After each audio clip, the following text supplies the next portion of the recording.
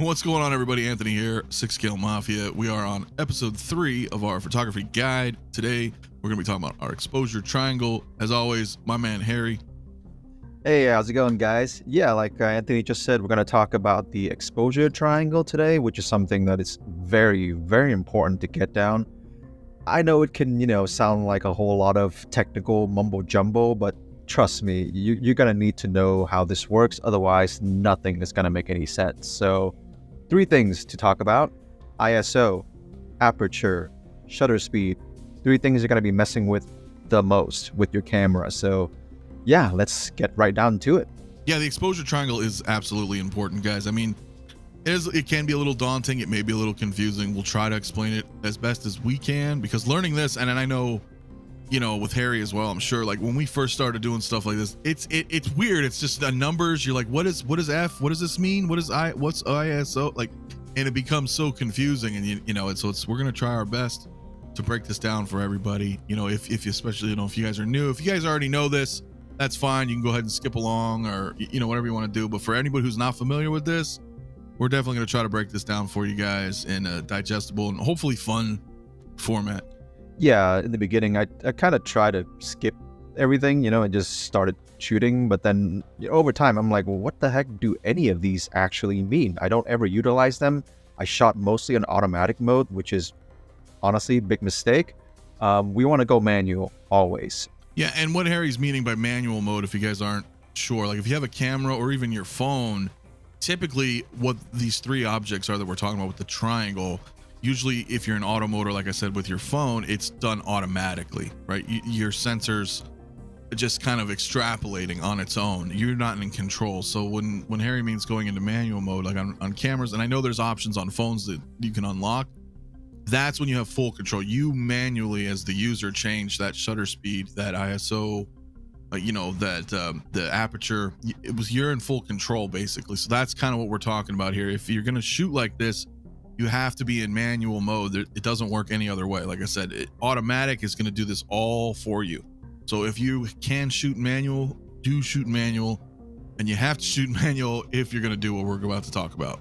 But the goal of the exposure triangle, honestly, is to get all 3 of these camera functions like connected, just so you get like a perfect exposure, right? You want to have, like, if you look at your camera, you'll have your steps. If you're a step higher or a step underexposed or overexposed, you'll be able to tell.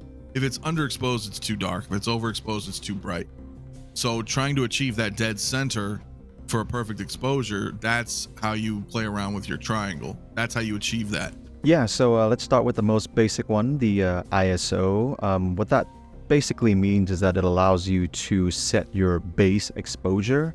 The smaller the number, the darker your image will be, and the higher the number, obviously, the brighter your image will be. But you have to keep in mind that the higher the number, that also means that more grain will be introduced into your shot. So that's also something you have to keep in mind as well.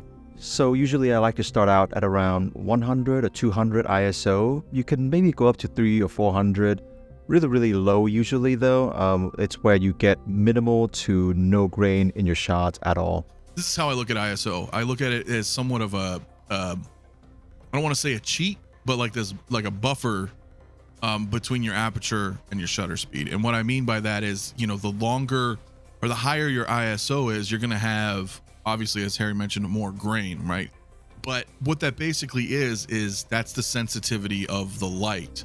So when Harry's talking about shooting at 100 or 200 ISO, you're going to have minimal to no grain in your photo, but that dictates the sensitivity of the light. So at 100 base ISO, for example, your picture is going to look very, very dark. You're going to need a lot of light, or to compensate that, you're going to increase the shutter speed, which we'll talk about here next. So that's really what the triangle is about. It's about getting that right balance. As we mentioned in episode 2, if you guys haven't checked that one out, it's put a link up here in the video here for you guys, or it's in the playlist. But the tripod is important for that, because we're going to try to shoot with a higher shutter speed. Yeah, okay, so I think we can start talking about the next one here, which is shutter speed. Basically, it's kind of measured in seconds. obviously the higher the number, it means that your shot is exposed longer. So as you can see here on the chart, when it's 1/4000, that's basically 1/4000th of a second, right? Which means it's super fast, which means there will be less motion. If you're moving, that shutter speed is so fast that it's not going to capture any of that motion. But let's say if you have like 1/30th of a second, or if you go higher, 1 or 2 seconds, that's when, if you introduce any sort of motion at all, it's going to get that motion blur in there as well. Yeah, and so since we're speaking in terms of toy photography, right, you're not shooting fast objects, you're not doing sports photography, things of that nature. Now, it can be helpful if you're doing handheld photography. So if you are taking shots, let's say you don't have a tripod, all you have is your hands, and but now you're not in control of your situation, right? That's now out of your control. So there's a variable here that we have to consider. For whatever reason, if you don't have a tripod, then you're gonna have a very fast, high shutter speed, right? Because maybe all you have is your hands to hold that camera. Then you go, okay, well, how am I gonna compensate that? So then you may have to up that ISO, right? You may have to. So, but we're trying to get you to where you don't have variables, because toy photography really is kind of like portrait photography in a sense. And the advantage of it is that they're inanimate objects, right? You don't have a subject posing for you and breathing and blinking and kind of, having little movements in their face or and nothing. It's dead. It's just sitting there. It's lifeless. So you can take advantage of that, right? Toy photography that's a huge advantage. You literally have control of your subject, your lighting, your position of the camera. Everything you are in full control if you have everything that we're talking about. So there's a huge advantage to this, man. That's what makes it so fun. Yep, the fact that they don't move an inch is super helpful, and we'll talk about more of what you can actually utilize later on. With focus stacking and with light stacking, you cannot do that with real people. You can only do that with inanimate objects that don't move at all. So the other thing about having that shutter speed as well is you're trying to get sharp images. So obviously if that shutter speed is set too low, then you're going to get that blur. So we're trying to eliminate all that, because you want your pictures to look awesome. And one way to achieve that is to having a clear photo, right? So shutter speed is like, when you're on a tripod, it's like a free variable that has no consequence. Right? With ISO, there's a consequence. You're turning up that ISO to compensate, to bring more light in, but you're creating so much grain all over, all this noise in your photo. So unless we are introducing, like we mentioned before in episode 2, introducing fog and haze and all that kind of stuff, because like we mentioned, the longer the exposure, the more motion it has, right? So let's say if you have fog blowing through the scene, the longer the exposure, the more milky it will look compared to, looking like a wisp of fog. That's what you will get if you have a faster exposure. Right, but using like a fog technique is going to be a little bit more advanced once you understand, the fundamentals, right? Once you understand, oh, hey, if I'm using too high, it might just be a crisp image of that fog. If I'm too low, it may end up blurring your photo, your composition, right? So once you understand it, then you can kind of play around with that and say, oh, I understand. Let me change this to get that right looking atmosphere that I'm using. And speaking of clear images, I think that's also important to bring up aperture as well, because that's going to affect your depth of field and the point of focus, so that you don't, go around and focus on the wrong things in the shot. Basically, the smaller the number, basically it means that your lens is opened up more, which means more light will go in. Basically, the smaller the number, the shallower the depth of field. Yeah, I mean, if you look at the chart here at this aperture scale, for example, with the f-stop at 1.4, if you look at the actual lens above it, inside the orange, that's your exposure right there. That's how much light's coming in right there. So when you look at f22, you can see how closed that aperture is, what does that mean, right? Like Harry's saying, you have a tiny little hole in the front that's allowing light to come in. So you're basically, it's like curtains on the window, sort of, right? So yep. You have just a tiny little bit of light coming in. That could be very bad depending on your situation. So, but again, if it's wide open like that, like a 1.4, 2.8, your background's going to be very blurred, very milky. You're going to get that kind of bokeh thing going on, that effect. Maybe you don't want to do that. Maybe you want to see what the background is. Well, then what you're going to do is that f-stop's going to go up. You're going to go kind of for like a mid-range aperture, right? So that the subject and the background are not necessarily in focus because you're focusing on the subject, but your background won't be as blurred. You know, you'll still be able to say, oh, he's at a racetrack, or he's at a, you know, some planet, right? You'll be able to see what it is. Whereas, you know, a very, very low aperture like that with that high number, you're not really going to know what the hell's behind him.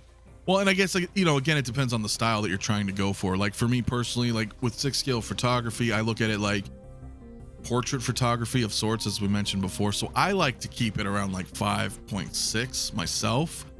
You know, I don't want the background too blurred out because, again, I'm trying to show you, if I have a picture of Darth Vader and he's on Mustafar, I want you to be able to look at that photo and say, oh, he's on Mustafar, right?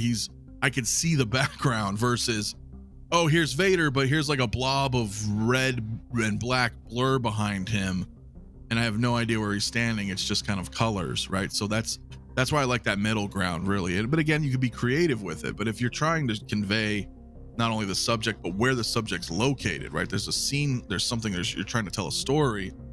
I would try to get in the middle myself. And yeah, here's an example of how that works. As you can see here, Anthony is cranking up the f-stop from 2.8 all the way up to 4.5, 5 now, 5.6.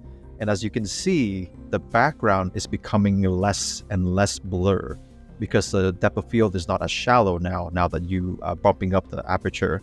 But as you can also see, we are getting less and less and less light. So Anthony here is bumping up the ISO all the way now to 500, 600 to compensate for that, right? But now you can see it's super blown out.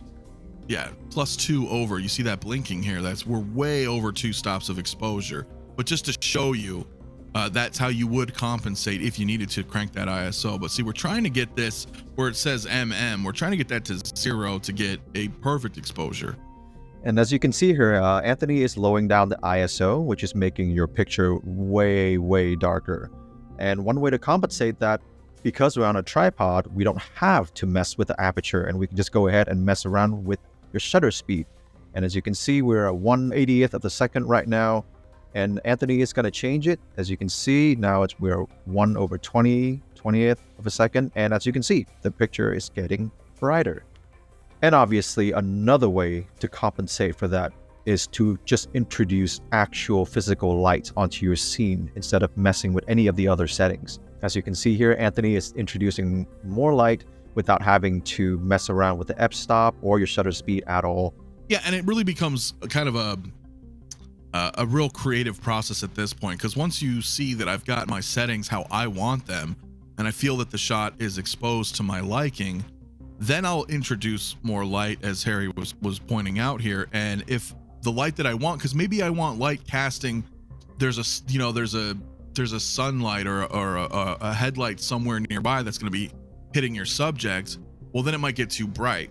So once I get it kind of set where I want, I can play around with the light and see, and now I'll be like, okay, you know what, the light is where I want it to be, but now it's too bright, so I need to adjust something. Maybe I need to bring up that shutter speed, or maybe I'll add a little pinch of ISO if I need to, right? Right. And a lot of times on set, they usually expose the shot so that the background looks correctly exposed first. Then they worry about lighting the subject, introducing more light, getting rid of more lights and stuff like that. So here I just focused right on the arc reactor right now, and then I'm going to take a shot here, and then we're going to go ahead and show you. And this is an unedited photo, but as you can see, I just took a photo, and here's our results with a base ISO of 100. We're at 5.6, 1/8 of a second, and our exposure set to 0. Now that's just to give you an idea of just how to take a nice shot that's well lit. It's not overexposed, not too blown out. You know what I mean? Blown out. You don't have too much white. The blacks are not crushed where it's like too dark. So that's what I mean. Once you understand how to get just like a good exposed shot, then you can start playing around, right? Maybe I just want one side of him lit instead. So then you can compensate. That's what's so important about understanding the triangle. Yeah, now a lot of that may seem a little confusing, but I'm telling you guys, with a little bit of practice, And again, if you need to rewatch, pause, check it out, ask us some questions, that kind of gives you a general understanding of how this works. But feel free to experiment on your own. Shoot myself or Harry. You can join us in the Discord server or a Facebook group or message us on Instagram. The links are in the description below. So, ask us any questions. We'll be more than happy to help, or leave a comment, on the video. We'll get back to you on that, but this is basic. This is your basic concept understanding of this triangle. And we're going to get a little bit more in depth on that a bit later. But I hope that gives you guys a better understanding of why these three are so important and why you want to be shooting in manual mode. Yeah, we're going to bring this up quite a bit, throughout the series. We're going to talk about depth of field. We're going to be talking about focal length. And when we set up our shots and do our lighting and all that, we're going to bring this up many, many more times. So if you don't get it the first time, don't worry. Once we do more examples, throughout the series, it will definitely start to make more sense. All right, guys, stay tuned for part 4 coming up soon, where we're going to be talking about focal length and depth of field. So that's going to tell us a little bit more how we're going to get, like we talked about a little earlier, the shallower depth of field, like the blurred background, the clear background. We'll show some clear examples. We'll bust out some figures. We'll give you some kind of examples of what the differences are from the same photos and move on from there. So thanks again for watching, guys. Hit that like, subscribe if you're new, and we will see you guys in our next part.